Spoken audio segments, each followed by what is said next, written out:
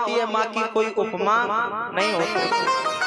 सागर सी गहरी होती है माँ लेकिन सागर सी खारी नहीं। माँ तो माँ होती है, माँ की कोई उपमा नहीं। अब बदकिस्मत होते वो लोग जिनके माँ नहीं हो। माँ तो माँ होती, माँ की कोई उपमा नहीं। सादर भलाई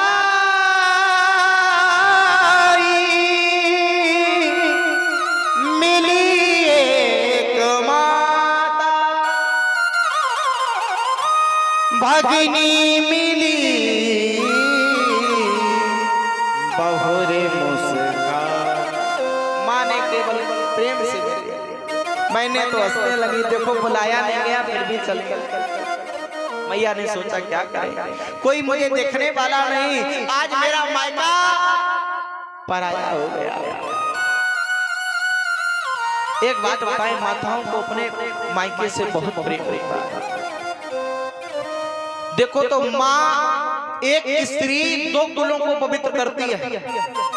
और एक बात बताएं, दोनों कुलों में से एक भी कुल ऐसा नहीं होता जिस कुल में उसका नाम होता हो, जिस घर में उनका नाम होता। मायके में जब तक रहती तो पिता कहते बिटिया पराए घर जाना है, पराए घर जाना है। पराए घर में आ जाती, पति से कभी लड़ाई होती तो पति क्या कहता है, जाओ अपने घर, अपने घर। बेटी सोच ही नहीं पाती जीवन भर कि मेरा घर आखिर है तो है, लेकिन फिर भी वो दोनों कुलों को तारती है। एक स्त्री की तीन रूप में पूजा होती है। जब तक वो कुंवारी होती है तब तक पिता के नाम से जानी जाती है। जब उस स्त्री का विवाह हो जाता तो पति के नाम से जानी जाती, और जब उसी स्त्री के पुत्र हो जाते तो पुत्रों के नाम से जानी जाती। पहले फलाने की बिटिया, फिर फलाने की बहू, फिर फलाने की माँ। लेकिन माँ तो माँ होती है। आज असहनीय कष्ट, असहनीय पीड़ा मैया सती जी को हुई कि बताओ मैं अपने पति से, मेरा पति मुझसे कहने लगा देवी तदपि विरोध मान जहाँ कोई वहाँ है कल्याण न होई। जहाँ कोई विरोध मानता वहाँ जाने से कल्याण न होता। मैंने बात नहीं मानी। आज मेरे पिता, एक बात बताएं, जो पुत्र होते हैं उनको अपनी मैया से अत्यधिक प्रेम होता है, और जो कन्याएं होती हैं उनको अपने पिता से बहुत अत्यधिक प्रेम होता है। माता की अपेक्षा कन्याओं को अपने पिता से बहुत लगाव होता है। एक बार माँ उनसे ना बोले लेकिन पिता अगर उनसे ना बोले तो बड़ा कष्ट होता है। सती मैया बड़ी वेदनाग्रस्त है। मैया सती सोचने लगी मैं करूं तो करूं क्या। पिता भवन जब गई भवानी, पिता के भवन में गई लेकिन किसी ने उसको पूछा। चुपचाप अपने आंसुओं को छुपा करके बनी रही, क्योंकि अगर मेरे आंसू झलक आए तो सब मेरी और उपहास करेगा। एक कन्या को अपने मायके से बहुत लगाव होता है महाराज, और जब कन्या को कोई मायके का कोई व्यक्ति पूछता भी नहीं है तो उसको बड़ा कष्ट होता है।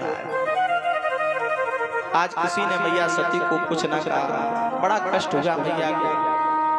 मैया आज सोचने लगी लाओ मैं यज्ञ मंडप का विलोकन करके, यज्ञ मंडप को देख करके मैं लौट जाऊंगी, कैलाश चली जाऊंगी।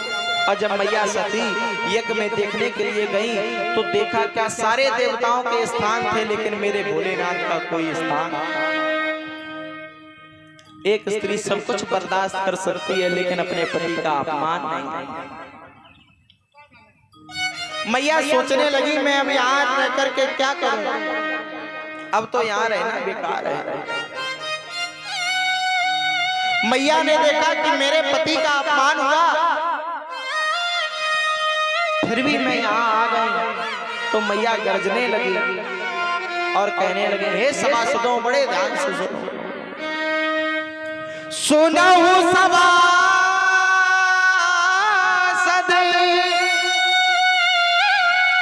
सकल मुनिंदा,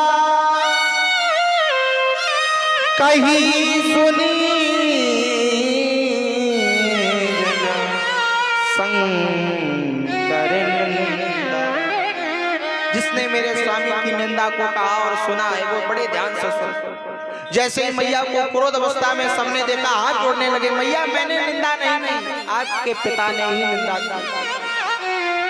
मैया कहने लगी मेरा पिता तो मंद बुद्धि का है। पिता मंदमती, मेरा पिता मोटी बुद्धि का है, मंदमती है उसकी। निंदती तेहि दक्ष शुक्र संभव यहते। मेरा पिता मंद बुद्धि है और ये शरीर उस पिता के शुक्र से मिलकर के बना है। आज मैं इस शरीर को नहीं रखूंगी। मैया ने क्या किया? मैया ने योग अग्नि को प्रकट किया। इस साधारण अग्नि में भी इतनी शक्ति नहीं थी परीक्षित जी कि ये मैया के शरीर को जला पाती, इसलिए मैया ने योग अग्नि को प्रकट किया।